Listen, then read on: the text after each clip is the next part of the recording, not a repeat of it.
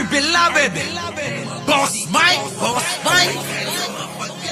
Cervera.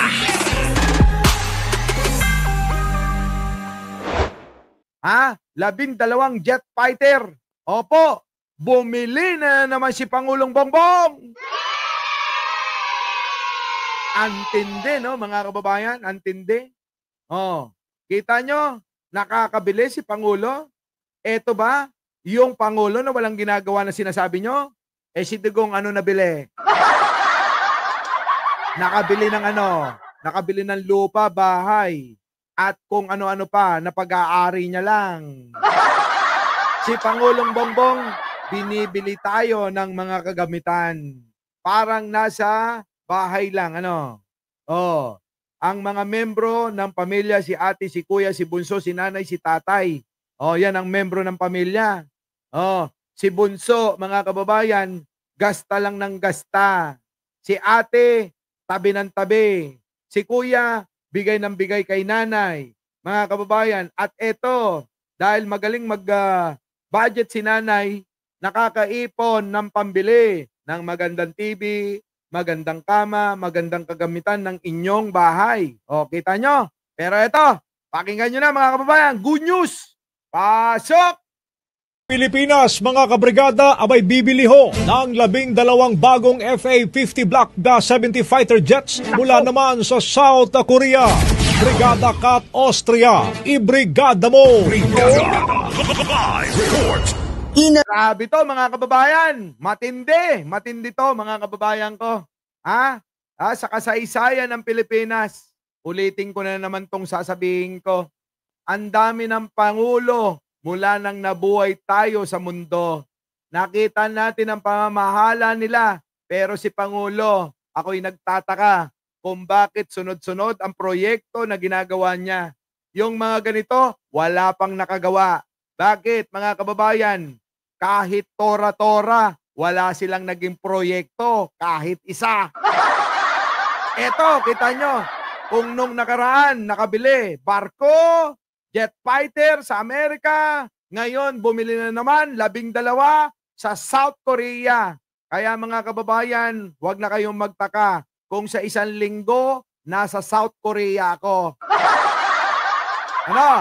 Tuloy! Anunsyo ng Department of National Defense ang pagbili ng Pilipinas ng 12 FA-50 Block 70 Light Combat Aircraft mula sa Korea Aerospace Industries Limited. Ito'y bilang bahagi ng patuloy na modernisasyon ng Armed Forces of the Philippines, partikular ng Philippine Air Force. Ayon kay DND Assistant Secretary Arsenio Andulong, na-isyuhan na ng notice to proceed ngayong buwan ng kontrata na nagkakahalaga ng mahigit $700 million. Kita nyo, $700 million mga kababayan. Para po ito sa depensa natin, sa sarili nating bansa nang hindi tayo binubuli. Ano? Tulad ni Digong, hayaan mo na yan, tubig lang yan. Hindi mo na kailangan ng jet fighter at ng mga pandigmang barko dyan. Kita nyo, mga kababayan, ano? Ha? Si Pangulong Bongbong Marcos, genius. Opo. Si Pangulong Bongbong Marcos, genius. Maniwala kayo sa akin. Tapos sasabihin nyo, bangag. May bangag bang ganyan? Mga bobo pala kayo eh. Hindi ba naman kayo sa puwet pinanganak eh? Ha? Yung mga taong ganyan, mga kababayan, oo, malapit lang sa katotohanan. Pero ang totoo, sa puwet pinanganak yan.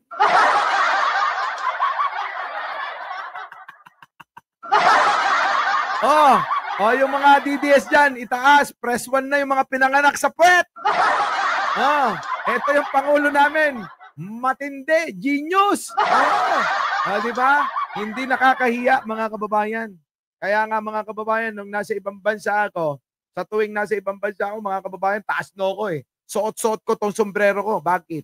Ito, may flag ng Pilipinas, Pag sinabi, mga kababayan, are you Filipino? Yes! Diba? Proud ako, mga kababayan. Nung panahon ni Digong, mga kababayan, nakaganon lang ako eh. Nakakahiya ho talaga eh. Kasama sa comprehensive package ang mission equipment, integrated logistics support at training and logistic Information System. Ang FA-50 Block 70 ang latest evolution ng FA-50 platform na may makabagong avionics, radar system at extended operational range na inaasahang malaking dagdag sa kakayahan ng bansa sa pagpapalakas ng air defense, alinsunod sa Comprehensive Archipelagic Defense Concept ng DND. Inaasahang maidi-deliver sa bansa ang mga naturang sasakyang panghimpapawid sa loob ng 5 taon at inaasahang makukumpleto ang delivery pagsapit ng 2030. Mga kababayan, kita nyo? So, ano na? Eto talaga mga kababayan, matindi. Walang tigil si Pangulo, malayo pa lang pinaghahandaan na. Hindi tulad ng iba, parang band-aid lang ang dala. Alam niyo ibig sabihin nun? Hindi tulad ni Digong mga kababayan, band-aid lang ang dala. Band-aid, pansamantala. Pansamantala, tatapalan yung problema. Diba? Ang Pangulong Bongbong Marcos, stem cell ang dala. Ikukumpara nyo kay Digong, band-aid lang ang dala. Mga kababayan, matindi talaga. Kung ang pagbabasihan, kakayanan, katalinuhan, malayong-malayo yung matandang nakakulong. Diba? Talaga eh. So, maging proud tayo ng mga Pilipino. Nagkaroon tayo ng Pangulo. Nakatulad ni Apo. Sa bagay, anak ito. Ewan ko lang dun sa isa na mahaba-baba kung anak ba talaga. So mga kababayan, nako, Diyos ko, parang bawin-bawi na. Bawin-bawi na ako. Sa inyo, ano? Nakapag-live na tayo at nagkasama-sama tayo, mga kababayan, kahit late na, nandiyan kayo, maraming salamat. Di ba? Akala ko nga mga kababayan, kasi ganitong oras, hindi ko po to oras. Pero, kita nyo naman, marami pa rin tayo kahit ganitong oras, ano? Kaya sa inyong mga nagmamahal sa channel na to, maraming salamat po. Sa nagmamahal kay Pangulo, maraming salamat po. Sa nagmamahal sa bansang ito, totoong nagmamahal sa bansang ito, maraming salamat po. Kaya muli, ako po ang inyong lingkod, Mike Cervera po, lagi nagsasabing, mali natin ang ating kapwa, pagdasal po natin lagi ang ating bansa. Magandang umaga, magandang hapon at magandang gabi. Sa mandako ng mundo, naroon kayo. Siyempre, magandang buhay na rin para sa ating lahat. Our beloved Boss Mike Cervera.